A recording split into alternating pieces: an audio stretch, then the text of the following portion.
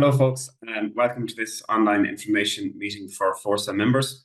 We're here today to discuss the proposed public service agreement, which was reached on January 26th. Please note that this session is being recorded and the recording will be circulated to members after the meeting. On January 30th, Fórsa's national executive members met and unanimously recommended acceptance of this deal. Fórsa's NEC are made up of members from every division of the union that are elected at the union's biannual conference. The National Executive Committee may recommend that members vote in a certain way. However, it's members who decide whether this deal is accepted or rejected. The ballot will close on March 15th. The ballot officially opened today, and you should receive your unique voter code in the coming hours. If for some reason you haven't got your unique voter code by tomorrow morning, you can get in contact with a Ballot help desk, an email for which will be sent into the chat box. As the country's largest public sector trade union, Fórsa's General Secretary Kevin Callanan led the negotiating team as chair of the Public Services Committee of the Irish Congress of Trade Unions. We are joined by both Kevin and Katie Morgan, National Secretary and Head of Fórsa Services and Enterprise Division. And just a few notes on the format of today's meeting. So Kevin will give the opening remarks, and then it's over to you to ask any questions that you have in relation to the negotiations or the deal that you're being presented with. You can submit your questions using the Q&A function on Zoom. Please don't use the chat box for this. Our Director of Membership, Sean McElhenney, is also here if there are any questions around the technicalities of voting. So now I'll pass you over to our General Secretary, Kevin Callanan. Thank you, Michael, and good afternoon, everybody. And first of all, can I thank you for making the time to join this webinar. What I'd like to do is just set out for you how we got to the proposals that emerged back a few weeks ago. And the first thing to say is that on this occasion, the negotiations were conducted by myself and the other three officers of the ICTU Public Services Committee. So in doing so, we were representing the interests of 19 affiliate trade unions.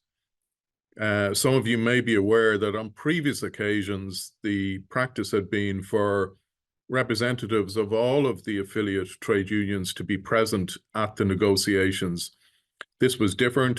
It was more in keeping with what had applied in relation to the negotiations 3 years or so ago that led to building momentum, when because of COVID, we had a smaller group. And the advantage of that, I suppose, was that because we were a small negotiating team, the other side also didn't involve the sectoral management.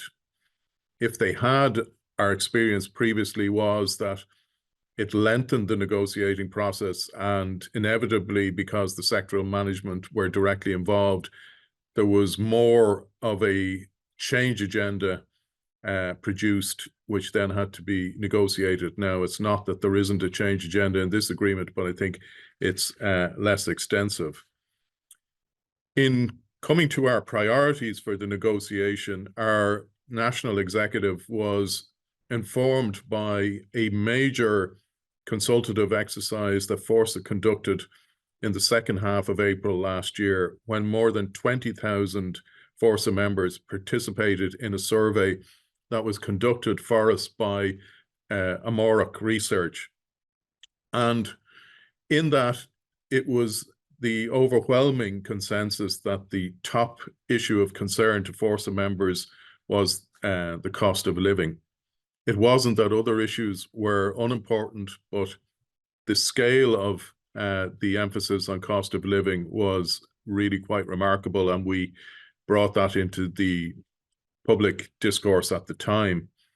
And just again, to try to explain to you how these things work, the longer the list of issues that we would have raised with the other side in the negotiations, I think the happier the other side would be, because they would use that to deflect attention away from the core issues.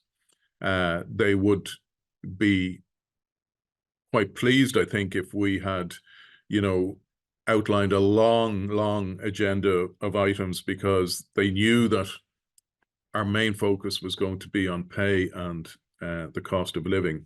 So when the National Executive met on the 27th of September, they agreed 4 priority items: cost of living, with a particular emphasis on low to middle income earners; the need to normalize industrial relations in the public sector that had been, and I'll talk a little bit about that had been very fundamentally affected by the financial emergency measures in the public interest legislation; the need to stabilize any agreement by having an alternative approach to the blanket exclusion of other cost increasing claims for the duration of an agreement; and finally, what we were describing as measures to future-proof public services looking ahead. And I'm going to talk a little bit about each of those in turn and let you know what the assessment that the National Executive made in each case when it was considering the proposals. So the first thing to say in relation to the cost of living is that, notwithstanding the fact that we had activated the review mechanism in building momentum, and after a difficult period of negotiations in the summer of 2022, we had secured improved terms, it was clear that the cumulative pay increases during the 3 years of building momentum were less than the increase in the cost of living. And despite the fact that government had made a number of steps, including changes in personal taxation and the energy credits that apply to all households, we were of the view that there was still a gap to be closed there. And the other side would have approached this in a way that didn't want to acknowledge that there was something to be addressed in respect of the last 3 years. They simply wanted to focus on projections for prices over over this year and the period of any agreement that might be reached. And that was reflected in their opening position when we eventually got to pay in, I think, around the 10th or 11th of January. So you'll see, if you want to take the trouble to look at the advice available to us from the trade union funded Nevin Economic Research Institute, that depending on what measure you use, prices increased in the 3 years of building momentum somewhere between 16.5% and 17.5%. There are lots of measures of inflation, the two most common being the CPI and the harmonized index. So that's where they come in about. If you just take, without doing a cumulative figure, if you take the increases under building momentum and include the 1% sectoral bargaining, now not everybody got that as a 1% increase, but most did, certainly most Fórsa members did, it's 9.5%. So you can kind of see the gap that was involved. Obviously, the government were pointing to the effect of other things that they had done. For instance, in relation to personal taxation, the measures in Budget 2023 and Budget 2024 from last October produce in the order of 2 to 4% of an increase in take-home pay for workers, with a lower amount applying to the lower paid, simply because they don't pay sufficient tax to benefit to the full extent. And then again, with the energy credits, they made a significant difference, but importantly, it seems pretty clear that they are not going to be with us for next winter as energy prices fall back. And we were looking at inflation for the period, as it happens, the 2.5-year period, of somewhere in the order of 6.5%. Again, their projections from the various institutions, including our own advisors in the Nevin Economic Research Institute.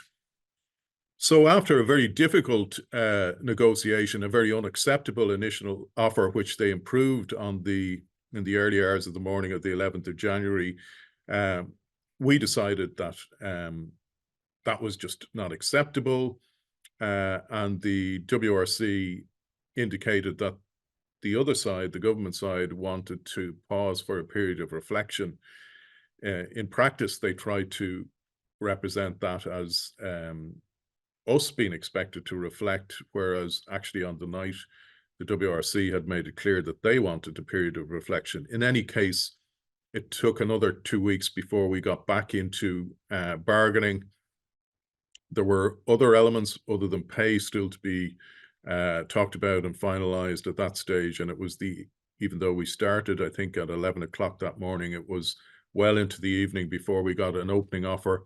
And then that was, when rejected, well, that was further improved. And it was about 4 o'clock, 4:30 in the morning before we reached endpoint in relation to pay. There were a number of other matters still outstanding at that stage, which meant that we didn't conclude final proposals until about 8:45 in the morning.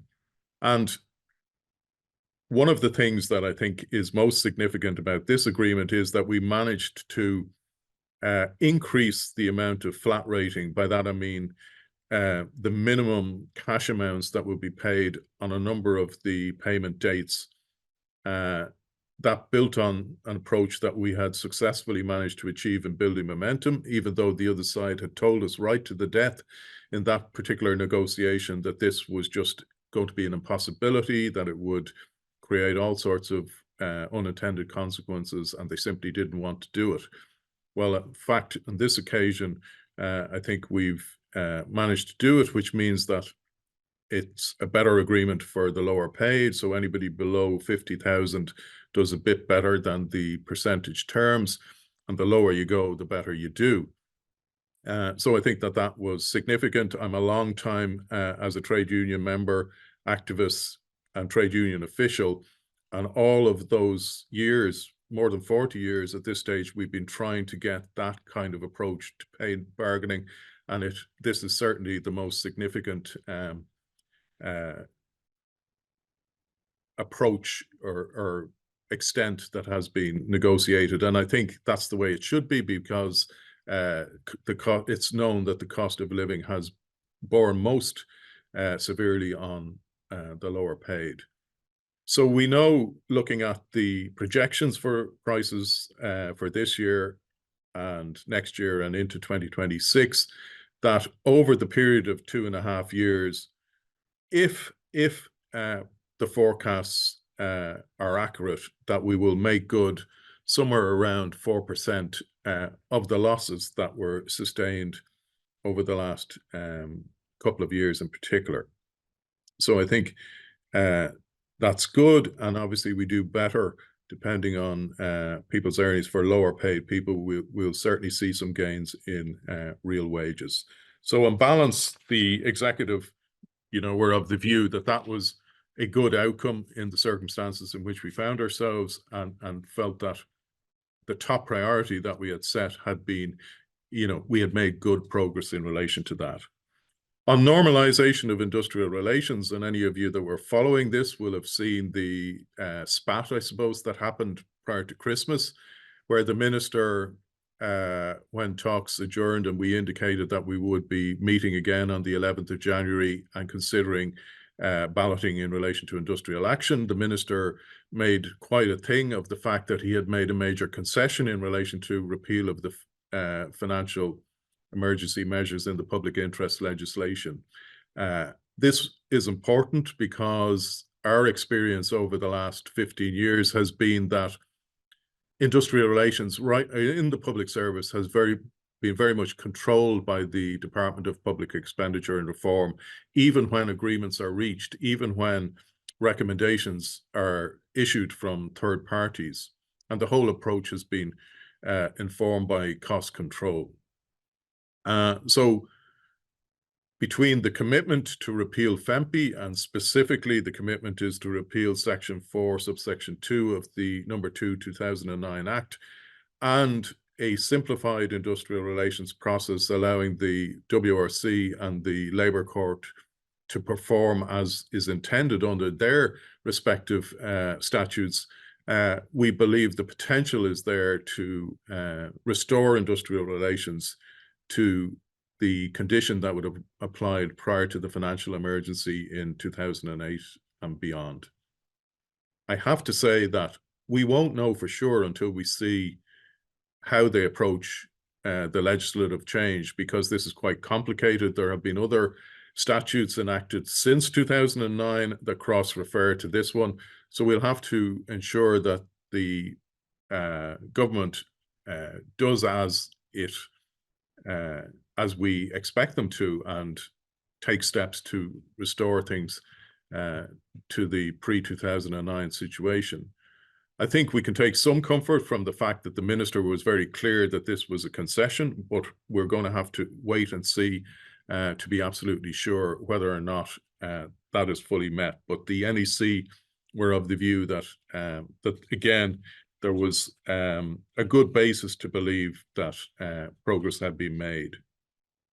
On stabilizing any agreement, what we wanted to see was that the blanket exclusion of other cost increasing claims, which has been a feature of these agreements going back decades, that was changed. Now, most recently in the noughties, I suppose from 2000 up until 2007, we had the two benchmarking exercises, which provided an outlet for grades and groups and categories to have their issues considered and addressed. Going way back before that to the early 90s, in the PESP, which ran from 1991 to 1993, we had a local bargaining clause. Now, I know this has caused a certain degree of confusion. It's important to see the local bargaining clause really as distinct from the national pay terms. And it's different to sectoral bargaining in that there's no mention of a fund. So what we have is a local bargaining clause that allows grades, groups, and categories, which I believe will be national grades, groups, and categories, to formulate claims or proposals up to a cost amount of 3%. And it's only 1/3 of that, 1% of that will be payable during the lifetime of this agreement, but the balance would then fall to be implemented in a successor agreement. And why that's different is that allows us to consider what are the priorities for individual grades, groups, and categories, and to formulate a strategy then to bargain for them. In the original text that we got from the management side, they sought to exclude savings and productivity. We successfully had that removed, so there's certainly scope for that to be a battle in any negotiation or in any process around this local bargaining clause. And while for illustrative purposes we've used, and generally it's been used, the 1% has been included in calculations, I think it would be a lost opportunity if we simply took the view that this is an additional 1% and 2% to follow, not least because if that was the approach, then the other side would simply, I think, offset the 2% in the next negotiation against other pay increases. Whereas we really need to put on our thinking caps if this agreement is ratified to see how we should best approach that. And the intention would be for the union to engage in major consultative exercises on a national level with our various grades, groups, and categories. Again, I think the NEC were of the view that there was a good basis to believe that this was progress. It's certainly better than the blanket refusal on all other cost increasing claims. And I think there's a lot of scope for us to use it to progress issues that have been in effect blocked for a long time. Finally, in relation to future-proofing public services, we would have liked to have included in this agreement a range of things like housing pressures that are affecting recruitment and retention in so many areas. We wanted to get a commission established that would look at insourcing and remunicipalization and looking at international best practice in relation to this, where there's been a big change in recent years to reverse the outsourcing that was wholesale back in the 90s and the noughties. And other issues of concern that we wanted to kind of see included. We were rebuffed at every opportunity by the management side. They basically said they didn't see these as appropriate to a pay agreement. That, I think, reflects the fact that they their approach to all of this is cost driven.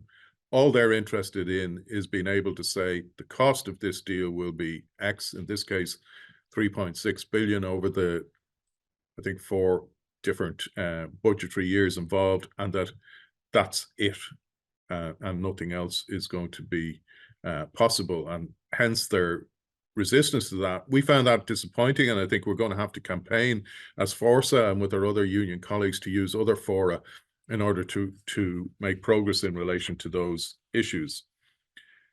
And just look, to be absolutely clear, like in all of these agreements, there is a management agenda that was largely shaped, I think, by the Department of Public Expenditure's strategy document from last year, Better Public Services. There were 3 main themes in that: digital and innovation at scale, workforce and organization of the future, and evidence-informed policies and services designed for and with our public. Obviously, in the negotiation, we managed to amend a lot of the original proposals that were put. In many cases, we've changed the wording to insert consultation and in some cases agreement. But nonetheless, there are issues in the agreement that people will need to consider carefully and take into account. On balance, I think our executive was of the view that we would have to face these things anyway. They're things that are coming, and that we're probably better trying to do that within the context of an agreement. So as Michael said at the beginning, after a long presentation and a long discussion, the National Executive unanimously decided to recommend these proposals to you in a ballot. I really have just one appeal, and you might be surprised to hear that it's not to vote in favor, it's simply to vote. It's really important that we maximize the level of response here from ordinary members. We're trying to build a high participation union in Fórsa. We're on the cusp of some really exciting developments in terms of the approach and training of our staff to build our membership, to build membership engagement, and to build our power.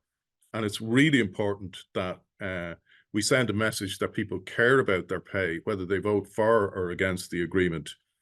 On both of the previous occasions that I've been involved in leading the talks, in the Building Momentum talks back at the end of 2020 when COVID was doing its worst, and again in the review concluded in August of 2022, when the Fórsa result was finalized, unlike other unions that just declare a loose percentage figure, I sent a text with the actual numbers who voted for and against to the Minister of the day, and I'd like to be in a position to do that again on this occasion, and hopefully to show that Fórsa members not just voted, but that they care enough about these issues to participate. So, Michael, I'll leave it at there and happy to take any questions.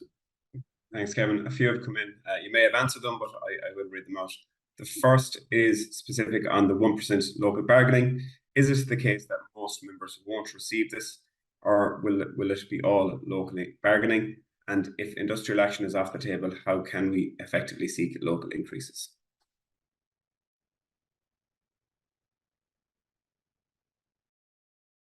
Well, this is, I suppose, the point I was trying to make is that the previous agreements, other than the pay increases that were set out in the agreement, said there'll be no other cost increasing claims.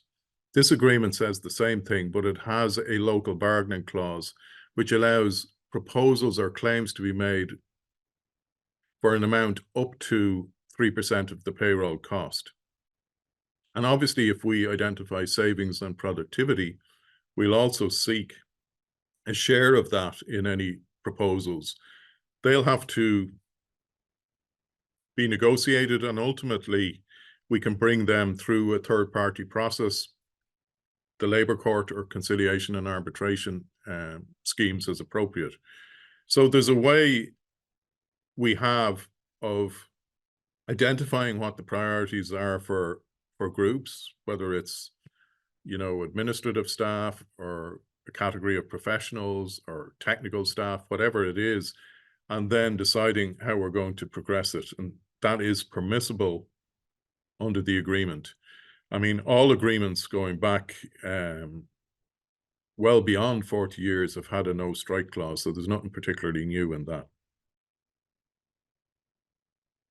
Okay, thank you. The next one is there anything in the fine print of this new agreement that members should be aware of they may have missed from the headline figures?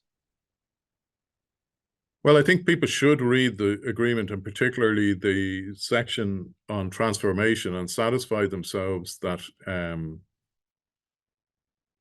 that there's nothing in this that they're not likely to have to face anyway if there's no agreement. And I think that that's probably the case. So I think whether or not there's an agreement, the developments in relation to artificial intelligence are going to be with us, and we're going to have to work in relation to those. And what we were trying to do was to maximize the amount of engagement with the employers and collaborative approach to that, because, we can all see that not just in the public sector, but, right across the workforce and across the economy, there's, potentially major change involved there. So that's something that will be coming at us in any case, I think. So I think I would emphasize, though, that people should acquaint themselves with those issues and satisfy themselves in relation to that,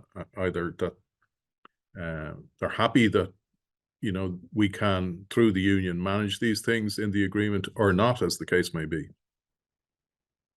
Okay, and last question I have here is, you've discussed some of this already about the part of the FEMPI legislation being repealed. Why does that matter to members, or why should it matter? Well, I think it matters because really what's happened since 2009 is that when we were on our knees, basically, when we'd had, the pension levy introduced in March 2009 under the first FEMPI Act, and then the pay cut applied in January 2010 through the second FEMPI Act, and then further measures in FEMPI to apply a third pay cut to higher earners, and all of that backdrop used to change conditions in all sorts of ways, most notably, I suppose, through the increased working hours. The Department of Public Expenditure has basically called the shots and really, overruled, the wishes of individual line departments or ministers when they've wanted to do something or reach agreement that they've been vetoed by Public Expenditure and Reform. It's not that prior to 2009, the Department of Finance, which would have had the role, wouldn't have had an important sanctioning responsibility in relation to public services and public servants, but it was different. It was, now one gets the sense that, basically Public Expenditure have so much control, they don't even have to really engage in relation to the issues. So we wanted to change that and to restore things to how they've been. It would be absolutely foolish not to think that the officials in the Department of Public Expenditure don't want to do this. They've enjoyed that level of control. So this is really a political change that's required. And I guess, as I said, we're going to have to, wait and see, does the minister follow through on his commitment? And as I said, also, I mean, he's described it repeatedly as a concession, and we're going to have to see that that's how it turns out, I suppose, to be fully satisfied. We're not going to know that until the legislation is enacted or the legislative approach is identified. What we have received from the WRC is a written statement that the Department of Public Expenditure will commence work on this expeditiously once the agreement is ratified. Okay. Thanks, Kevin. I have no more questions in here, so I may just pass you on to the National Secretary and Head of our Services and Enterprise Division, Katie Morgan. Thank you, Michael. And I just want to say on behalf of the Service and Enterprise Division, a special thank you to the General Secretary, Kevin Callanan, for hosting this meeting today. And this is the first of many of lunchtime meetings for Kevin. So I think that we're very happy to be the first meeting, especially given that the ballot is kicking off today, and that the ballots that are going to our members are commencing at 1:30 today, so right on the dot now for the next few hours. And I'll hand over to Sean in a second in case we need to give clarification on that. But the key message that's came across in the General Secretary's report is that it was a very hard negotiation. There was core issues, and members would have received the letter from the General Secretary last week about the 4 core issues that we were focused on, which was the cost of living, normalising the industrial relations, agreement stability, and future-proofing public services. There is a lot still, if the agreement is accepted, to be done around the local bargaining and how the Service and Enterprise Division membership engage with that process to make sure that we're included in the national grades, groups and categories. So that's something that we will definitely be speaking in more detail at the divisional executive level, and also at the National Executive Committee level whenever the NEC decide if the ballot is accepted, how we would conclude that claim and how we would engage in those negotiations. I think one of the important things that Kevin did highlight as well is we've got a number of attendees. I can see some of the names, and there's a lot of workplace reps that have attended today. So I just want to say, if you could pass the information on, share the materials. I know that some of our reps are organising in-person meetings and some hybrid meetings for members in their workplaces across the country. So if you can encourage that engagement, and really if we can encourage people to get out and vote. Our division was one of the highest turnouts at the last public sector pay ballot. Since the public sector pay ballot commenced in the previous review, we've actually increased our membership within the division by over 35%. And as you know, the non-commercial state agencies are constantly expanding, which means the coverage of this agreement is expanding for our members and our potential members. So if there's 2 things I would ask, one is make sure you cast your own vote on the agreement so that we can try and go back to government with a really successful high turnout. And 2, that you talk to your colleagues who are members of the union and encourage them to vote. And if they're not members of the union yet, that you explain to them the importance of joining in such an important time, because we really need to look at increasing our density and increasing our leverage. So if the agreement is accepted, then we would go through a process of local bargaining in a stronger position if we reach the table there. But also likewise, if the outcome's different, we definitely need to be in a stronger position so that we can use that to the best advantage of our members. So I want to thank the General Secretary for speaking to us today, and thank those people who've wrote in the Q&A section here and also to the emails. And happy, if there's any further questions following on from that, I'm happy for us to take them. But I think we might pass on to Sean just to explain the ballot breakdown in case that might be helpful at this time.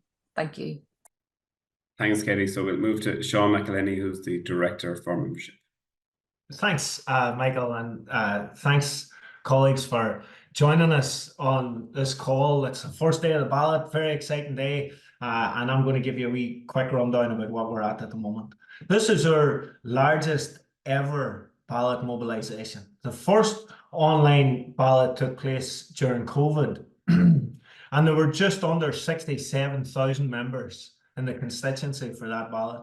And the General Secretary talked earlier about the number of votes cast and the impact that has in terms of the credibility for Fórsa when we come to negotiating and so on. And in that first ballot, we had 39,457 members cast their votes. A year later, we had the second national ballot online, and the constituency by that stage had grown to around 70,000 members, and 47,250 members cast their votes. And that was participation, or turnout, as it's sometimes called, of 67.5%. And then last year, nearly twice as many members joined us in 2023 as did on average over the past decade. And the reason why so many people had joined us is because we're fighting for better pay.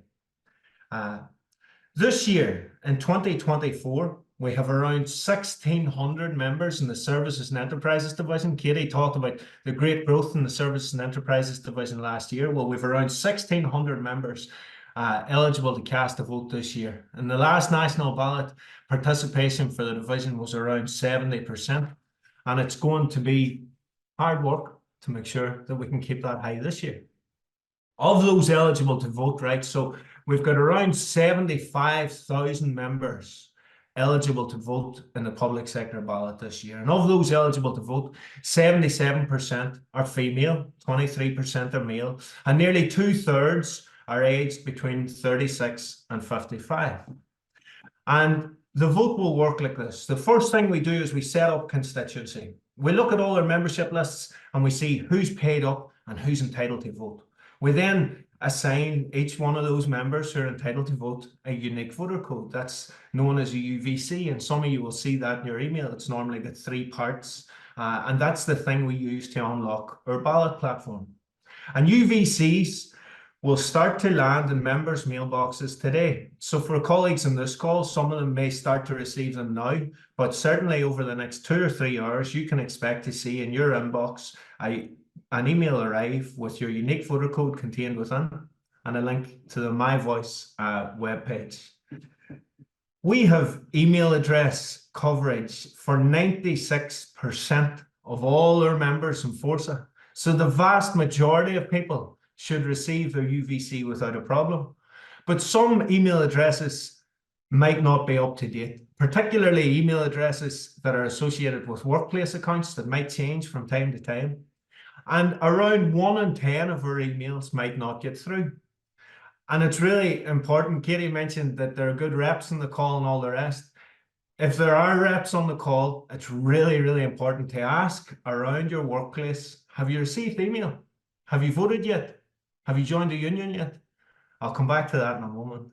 But for the vast majority of members, they should receive their UVCs from today. If you haven't received your UVC by about 10 o'clock tomorrow morning, then there might be an issue. And you should contact the Divisional Help Desk. And the Divisional Help Desk for the Services and Enterprises Division is sehelp@fórsa.ie.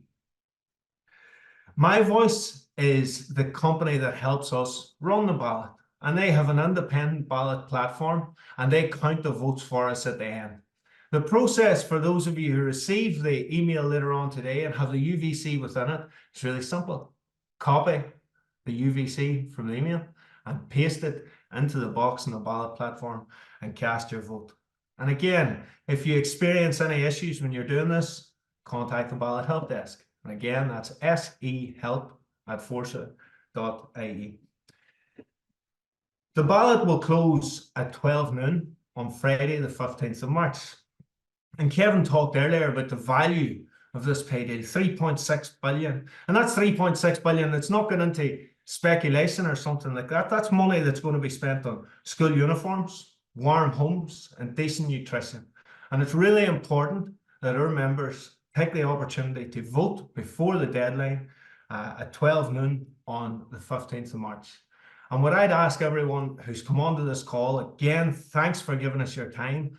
Thanks for listening to what we have to say. And please, if you can help us mobilize this vote in the largest ever mobilization of Fórsa members, if you can help us mobilize this vote, I've just got a few simple questions that you can ask. Around your workplace, ask your co-workers, have you received the email yet? If they haven't, have they joined the union yet? If they haven't, keep asking them, have you joined the union yet? Have you joined the union yet? And when they do, ask them, have you voted yet? Those are the 3 key questions that you can ask your co-workers today, and that will help us achieve the type of participation that we need to achieve if we're to continue to fight for better pay for our members. Michael, I hope that's covered kind of everything that's involved in the ballot process. And thanks again, colleagues, for listening. If there are any questions, I'll of course be happy to answer them as well. That's great. Thanks, William Sean. Okay, folks, we've come to the end of this session. I suppose just a final reminder that closing date is Friday the 15th of March at 12 noon. We have 77,000 members eligible to vote, so please make sure you do vote. Ask your colleagues to vote if they're members. If they're not members, ask them to join. If you're looking for any further information, there is a dedicated ballot hub on the Fórsa website, fórsa.ie, and you'll also have the ballot helpline in your chat box. As we said at the start, this is being recorded and will be circulated to all members. So if you need to come back and get more information, you'll be able to see it there. Okay, thanks folks. Talk to you soon. Thanks everyone. Thank you.